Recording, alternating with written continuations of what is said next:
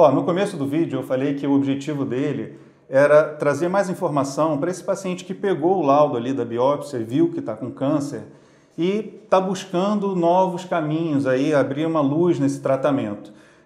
A gente já falou aqui bastante coisa nesse vídeo. Se você está curtindo ele, eu queria te pedir para dar um like aqui e compartilhar com os outros. Na verdade, o objetivo do vídeo é compartilhar informação. Então, esse likezinho que você dá aqui, você não imagina como ajuda a gente a difundir essa informação. E se você estiver gostando das informações, eu tenho vários outros vídeos no canal, se inscreve nele, que a gente vai continuar te trazendo e te deixando atualizado sobre a saúde masculina e as doenças da próstata. Bom, então vamos falar um pouco mais sobre tratamento a partir de agora, né? Diogo, quando eu fiz a minha formação, eu saí da minha residência e fui para um Cancer Center, né? Um Cancer Center, ele tem uma linha de pensamento que o paciente ele entra numa rota e ele vai sendo munido de informação em todas as fases do processo para ele tomar uma decisão educada, dizendo assim, né? Um termo que o americano gosta muito, né? A gente vai te educar sobre a doença, eles dão um livro. Isso que a gente está fazendo aqui com você, gravando o vídeo, na verdade o americano já faz isso há muito tempo com as mídias que eles tinham acesso, né? Então, quando eu saí desse Cancer Center e voltei para o Brasil, eu levei um choque de realidade, porque a gente não tem esse bate-papo aqui tão difundido assim, né? Então, quando um paciente sai do meu consultório com um diagnóstico de câncer, muitas vezes ele vai lá em você, Diogo. E o que eu gosto de falar, e vou abordar aqui com você, eu não ligo para o Diogo e falo, olha, Diogo, o paciente está indo aí assim, assim, assado, e eu gostaria de fazer isso. A gente nunca teve esse tipo de conversa. O paciente chega lá e o Diogo às vezes me liga e fala assim, Daniel, o cara chegou aqui, você nem me avisou. Mas é exatamente isso, gente. Eu quero que, indo no Diogo, que é um oncologista clínico, você ouviu a opinião do cirurgião e agora você vai ouvir a opinião do oncologista clínico. Depois a gente infelizmente ainda não conseguiu sentar os três, né? Eu, você e o paciente num mesmo ambiente físico, mas só o fato de você já ter ouvido a minha opinião, ouvir a opinião do Diogo, já ajuda a gente a definir esse tratamento em conjunto. Diogo, você gosta desse tipo de prática? Gosto, sim. Eu tive a oportunidade de visitar alguns Cancer Centers, o MD Anderson é um deles que você conhece, outros também, né? Que a gente tinha ambulatórios de atendimento multidisciplinar, ou seja, o paciente chegava, normalmente o paciente vai ao consultório do médico, né? Mas lá era assim, o paciente sentava no consultório, aí vinha um urologista, depois vinha um radio-oncologista ou radioterapeuta, depois vinha um oncologista, os três conversavam com o paciente, depois conversavam entre si e diziam, olha, a nossa proposta para o seu caso é essa. O que o senhor acha? Não era também que, ó, só tem que fazer isso, não. O que o senhor acha? E aí havia essa discussão. Felizmente hoje a tecnologia permite que a gente tenha a oportunidade de ter uma comunicação melhor do que era há 15, 20 anos atrás, quando você não tinha nem telefone celular. E aí fica mais complexo ligar para um telefone fixo, a pessoa está lá naquele momento, enfim. Hoje em dia a gente consegue... O Daniel pediu para o paciente me procurar. Como você falou, isenção de julgamento. Daniel, tive essa impressão, o que você acha? Cara, concordo com você, olha, pensei outra coisa. O que você acha? Olha, pensei assim, pensei assado. Chegamos a uma conclusão, ofertamos para o paciente a nossa decisão. Na minha opinião, é uma coisa interessante, não tem viés na hora de decisão, né, do que tem que ser feito, cada um coloca a sua opinião sincera, chega para o paciente se sente seguro também, porque sabe que não está tendo nenhum tipo de pré-conceito, né, na hora de avaliar o caso, e aí essa conversa, né, essa decisão coletiva, certamente é uma coisa melhor, porque ela acaba, toda vez que você oferta a sua opinião para outra pessoa, para o paciente com certeza, mas também para outro profissional, você acaba submetendo o teu próprio pensamento a um julgamento pessoal e do outro, né? E aí isso acaba sendo positivo, porque gera aí uma solução conjunta. Por que tem que ter essa segunda opinião? Ou qual é o objetivo agora a ser enfrentado, né? Eu costumo dizer assim, na medicina, sempre que tem várias opções para um determinado problema, é porque nenhuma opção é a oitava maravilha do mundo, porque ela abre margem para ter uma outra rota de tratamento, né? Eu vou te contar um caso pessoal aqui meu, Diogo. Eu fiquei internado no CTI com fibrilação atrial, né? Meu coração estava batendo mais acelerado. E, em determinado momento, o meu cardiologista virou para mim e falou o seguinte, olha, Daniel, você tem duas opções. Ou você fica internado aqui no CTI tomando remédio para o coração e a gente reavalia a alta amanhã, ou você vai para casa agora tomando o seu remédio no coração. Ele me abriu essas duas possibilidades e eu optei por uma. Eu optei por ir para casa e tomar o remédio em casa. Só que ele não me deixou. Ele falou, não, você não vai fazer isso, você vai ficar no CTI tomando remédio aqui. Eu falei, caramba, então eu não tenho duas opções, né? Não foi honesto comigo isso. Na próstata, existem várias opções. E aí, quando a gente vai abordar o tratamento propriamente dito, essa conversa é importante. Quais são os principais grupos assim, que a gente tem que tomar uma decisão? Primeiro, a gente já abordou aqui, se a gente vai fazer vigilância ativa, né? A gente não vai fazer nenhum tipo de tratamento mais definitivo, ou a gente vai fazer cirurgia, e as várias modalidades de cirurgia que existem, ou a gente vai para uma radioterapia também com várias modalidades de radioterapia. Diogo, aquele paciente que está lá com diagnóstico, ele quer saber, ele decidiu tratar, ele vai tratar com radioterapia ou com cirurgia? Essa é uma pergunta boa de responder, embora tenha várias coisas que são importantes. É importante a gente entender nesse cenário, tá, da doença, quando a gente tem essa escolha, ou seja, a escolha entre cirurgia e radioterapia, quando essa dúvida é uma dúvida real, é importante a gente entender o seguinte: é como se fosse uma pessoa que está de frente para o gol, sem goleiro, e ela tem que escolher entre chutar com a perna direita e chutar com a perna esquerda. O que eu quero dizer com isso? Se a gente tem que tomar essa decisão, é porque o sinal que a gente tem é que as duas opções elas são válidas e são factíveis. Ou seja, é fácil de resolver de uma forma ou de outra. Tá bom? Essa é a primeira coisa. E o que eu sempre falo para o paciente é o seguinte: a gente tem que prestar atenção no risco de ter alguma complexidade do tratamento, complexidade principalmente de toxicidade, efeito colateral, da mesma maneira que a gente tem que garantir que vai ter um resultado positivo. Essas duas coisas são as mais importantes. Então, eu falo para o paciente, eu como oncologista, eu não opero e eu não faço radioterapia. O que eu falo para o paciente? Falo, olha, eu sou o clínico, eu sou o cara com quem você vai estar fazendo PSA daqui a 15, 20 anos. Você vai me cobrar por que a gente tomou a decisão A ou a decisão B de acordo com o efeito colateral que você teve. Você vai falar, doutor, eu estou curado, mas eu estou com incontinência urinária. Doutor, eu estou curado, mas eu estou com um sangramento na urina por causa da radioterapia. Doutor, eu estou curado. Então, essa complicação ela também é importante. O resultado final muitas vezes é igual. Fazer a cirurgia ou fazer a radioterapia. Os detalhes do tratamento, eles importam, mas o efeito colateral também importa. E aí eu deixo a dica para o paciente. Conversa bastante tanto com o urologista, quanto com o radio-oncologista, mas também com o oncologista. O que pode dar errado? Quais são os efeitos colaterais associados? Porque na hora que o resultado você quer, eu quero tirar esse câncer, eu quero curar esse câncer. Tudo bem, mas o que pode dar errado? Qual é a consequência que eu vou ter no médio e longo prazo? Isso faz toda a diferença. Perfeito. Na verdade, essa decisão de qual rota do tratamento é uma conversa difícil. Na verdade, eu geralmente perco mais de uma hora com o paciente falando sobre todas as possibilidades e o final da conversa geralmente é assim, Diogo, a gente vai ter um resultado a ser alcançado, mas na verdade com qual efeito colateral você, caso aconteça, né, com qual efeito colateral você lidaria melhor? Isso é uma linha de raciocínio para definir entre cirurgia e radioterapia. Mas tem uma outra questão importante. A gente sabe hoje em dia que como a gente está optando e classificando melhor essa doença, a gente não está determinando um tratamento imediato para muitos pacientes de baixo risco. Então, aqueles pacientes que estão tratando hoje, em tese, eles têm uma doença mais agressiva.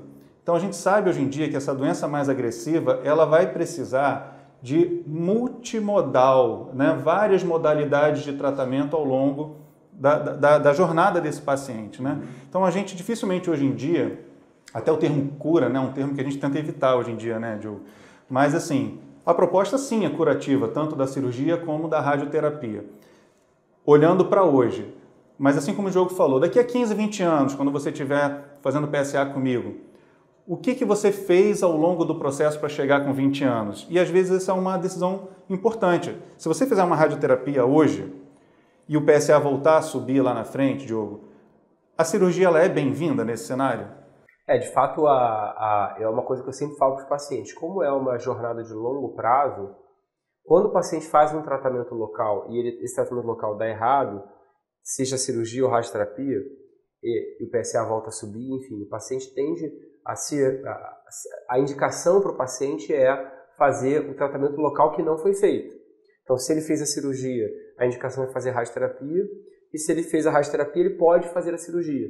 Só que o caminho cirurgia seguido de radioterapia é um caminho muito mais tranquilo do que o caminho radioterapia seguido de cirurgia. O que eu quero dizer com isso?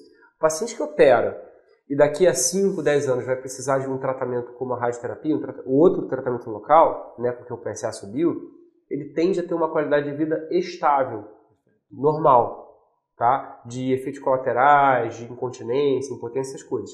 O contrário não é verdadeiro. O paciente que faz a radioterapia na próstata, por questões relacionadas à toxicidade da radioterapia, se ele precisar de uma cirurgia na próstata, aí a chance de ele ficar incontinente é praticamente 100%, ele vai precisar usar fralda, a cirurgia é uma cirurgia mais complexa também, não é todo mundo que faz. Então, por isso que muitas vezes para o paciente mais jovem, né, abaixo de 60, 65 anos, a indicação formal é fazer a cirurgia, se houver essa dúvida. Porque o caminho cirurgia seguido de radioterapia é um caminho mais tranquilo do que o caminho radioterapia seguido de cirurgia.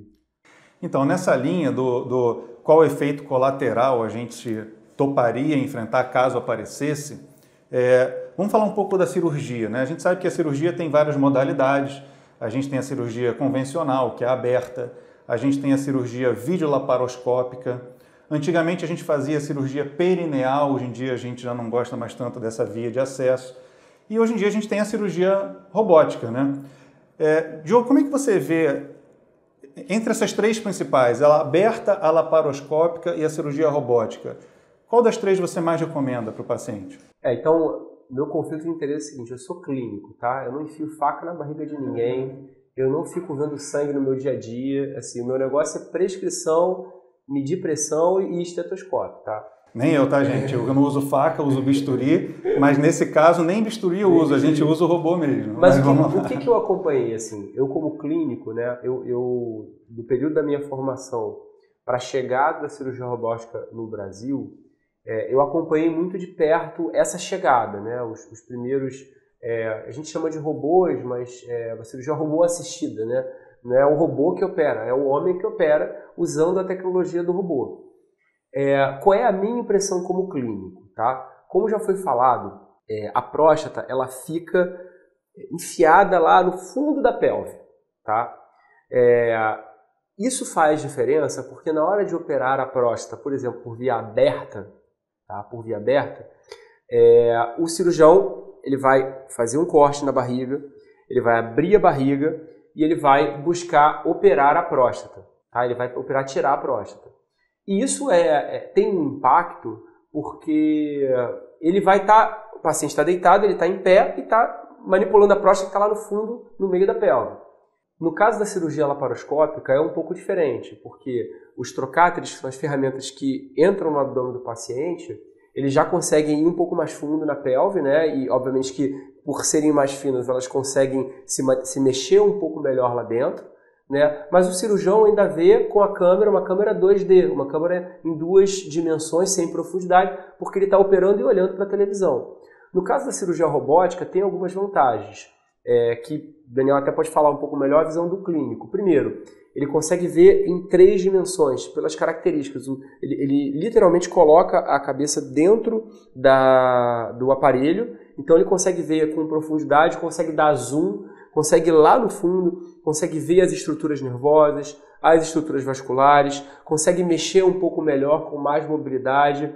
Uma coisa que sempre me chamou muita atenção, que é a questão da hora que tira a bexiga e conecta a próstata com a uretra residual, ele consegue operar com muito mais precisão. Então, conecta a bexiga na uretra. Desculpa, isso. Então, na hora que ele faz a conexão da bexiga com a uretra, quando tira a próstata, ele consegue conectar com muito mais precisão. Então, isso tudo, ao meu ver, faz diferença, porque o cirurgião ele tem o controle do procedimento mais na mão, ele consegue ver melhor a próstata. Talvez a cirurgia robótica para alguns outros órgãos pode ser eventualmente questionado, mas no caso especificamente da próstata, eu sempre vi muito benefício, o resultado é muito melhor. Cabe aí a colocação que eu sempre faço para os pacientes, né, que é a seguinte: um aparelho bom não vai tornar um cirurgião ruim um bom cirurgião. Né? O exemplo que eu sempre faço é da Fórmula 1. Então o Senna, por exemplo, ele no início da carreira dele, ele quebrava todos os carros, porque ele dirigia carros ruins. Quando ele pegou uma McLaren, ele começou a ganhar tudo. Tem pilotos que, mesmo dirigindo carros muito bons, como a Ferrari, não conseguiam ganhar nada, porque o piloto não era bom e o carro era bom. Então, tem que ser uma boa técnica com um bom cirurgião, né? Um cara treinado, sabe fazer isso. Tem muitos bons cirurgiões aqui. Acho importante a gente falar a escola de cirurgiões brasileira, a escola de cirurgiões do Rio, uma escola muito boa, tem muita gente boa, e isso faz muita diferença para o resultado ser bom. Tem que ter um bom cirurgião, tem que ter uma boa técnica. Perfeito. Foi legal ver essa visão do oncologista, do clínico, né? Deixa eu passar um pouco a visão do cirurgião. A cirurgia aberta convencional, o cirurgião tem que acessar a pelve do paciente e o paciente está deitado na maca aqui, né? Então, a gente tem que ficar numa posição, às vezes 2, 3 horas, forçando toda a cervical para alcançar um órgão que é lá no fundo da pelve. Isso dificulta muito a nossa visualização ali das estruturas. A cirurgia convencional, ela é excelente. Eu só estou dando uma visão aqui do dia a dia do cirurgião. Então, operar dois pacientes num dia era para se recuperar durante uma semana, que a gente ficava com uma dor absurda. Aí a gente foi para a videolaparoscopia, que foi um salto de conforto para o cirurgião muito grande. Mas a gente começou a ter alguns conflitos de resultados oncológicos, exatamente por causa dessa visão que a gente saiu do 3D, uma visão normal, por uma visão 2D. A habilidade do cirurgião na cirurgia videolaparoscópica é muito importante no meu ponto de vista. Então tem gente que demoniza a cirurgia videolaparoscópica e eu não vejo muito por aí não. Não é a cirurgia que eu indico, não é a cirurgia que eu gosto de fazer, mas eu conheço bons cirurgiões que têm excelentes resultados com cirurgia videolaparoscópica. E aí veio a cirurgia robótica. A cirurgia robótica, primeiro que a gente opera sentado numa posição completamente ergonômica, né? Uma cirurgia longa, quando está no final da cirurgia, às vezes os momentos mais críticos, a gente está completamente descansado para fazer. Essa visualização lá da pelve ela é muito mais interessante, porque a gente tem uma visão em 3 dimensões e, como o Diogo falou, a gente consegue chegar bem pertinho das estruturas, afastar um pouquinho. É uma cirurgia que sangra muito pouco, então o campo de visão fica muito limpo para a gente, diferente das outras que sangram um pouquinho mais. Então, a tendência é, sim, que a cirurgia robótica domine completamente as indicações de tratamento cirúrgico, primeiro pelo conforto do cirurgião, segundo pela tecnologia envolvida na cirurgia propriamente dita e, óbvio, nos resultados. Uma coisa que eu falo muito, Diogo, que eu não gosto de usar a cirurgia robótica, você sabe que eu sou cirurgião robótico, eu tenho, enfim, muito gosto por essa cirurgia, mas de forma alguma eu demonizo as outras duas. Tá? Principalmente a cirurgia aberta. A cirurgia aberta, ela encontra resultados finais a longo prazo muito semelhantes à cirurgia robô-assistida. O que é o interessante da cirurgia robô-assistida, eu falo muito para os meus pacientes, é aqueles momentos iniciais. Sabe? A gente operou, caiu a ficha, operei. Como é que é meu dia seguinte? O dia seguinte de quem faz a cirurgia robótica já é infinitamente melhor do que quem faz a cirurgia aberta.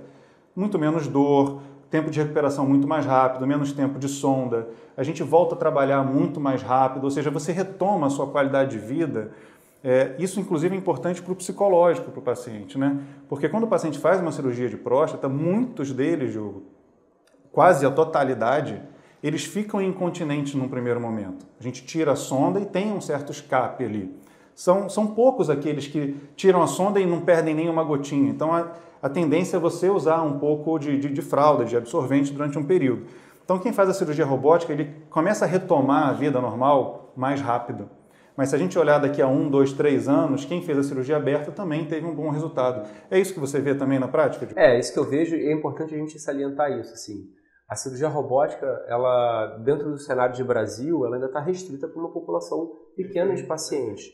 A imensa maioria das pessoas, dos homens com câncer da próstata, seja no SUS, mas também na saúde privada, muitas vezes, vai ter acesso só à cirurgia aberta. Acho, inclusive, Daniel, que assim, do contexto até de treinamento para o urologista é bom que ele aprenda a fazer a cirurgia aberta e depois fazer a transição para a cirurgia laparoscópica ou a cirurgia robótica, como se fosse uma complementação do treinamento. Mas num cenário de SUS, num cenário de Brasil, certamente a cirurgia aberta, como você falou, ela tem algumas questões em relação ao tempo de recuperação, ela tem algumas questões em relação ao retorno às atividades normais, como trabalho, por exemplo, talvez um risco de sangramento um pouco maior do que a cirurgia robótica, mas a cirurgia aberta, ela em absoluto deveria ser desconsiderada. É uma questão se o paciente tem acesso, se ele acha interessante, se ele vê custo-benefício em fazer a cirurgia robótica, se ele encontra um bom cirurgião para fazer, aí de fato não vejo problema, é interessante fazer. Perfeito, perfeito. Até para os urologistas jovens, né, que estão iniciando ali a fase da residência, eu já estou vivendo isso hoje, Diogo. Eles estão buscando os serviços que têm robô. Só que você abordou um assunto muito importante. Assim, eu já passei por uma situação desagradável. O robô, ele é muito top em tecnologia. Mas, às vezes, tem algumas situações que a gente se vê ali, sabe aquele desliga e liga, né? Vamos desligar e ligar de novo. O robô, às vezes, passa por isso também. É um método super seguro, porque mesmo quando tem um caos, assim, por exemplo, o cirurgião deu um espirro, né? A gente está segurando ali o controle. Se o cirurgião der um espirro, o robô aciona um mecanismo de travamento que ele lá dentro da barriga, ele não mexe uma palha. Ele percebeu que você fez um movimento abrupto e ele não vai corresponder àquilo. Mas eu já passei por uma situação de ter que operar com um braço a menos. Deu uma pane num braço do robô. Eu fico imaginando aquele cirurgião que não tem a prática da cirurgia aberta. Porque aí ele entra num nível de estresse que às vezes inviabiliza o resultado da cirurgia. Então o que aconteceu naquele momento? Falei, bom gente, vou usar o que o robô está me oferecendo. Se eu não conseguir entregar o que eu me propus, eu vou converter tranquilamente, eu vou fazer a cirurgia aberta. Então, você vai ver aqui no meu canal e lá no meu perfil do Instagram, eu falo muito sobre cirurgia robótica. Mas eu não gosto de levar isso para um viés mercadológico, sabe? Uma coisa de mostrar que esse é o único caminho. Não, esse não é o único caminho, é uma das opções e sim, é uma das melhores opções que a gente tem hoje em dia.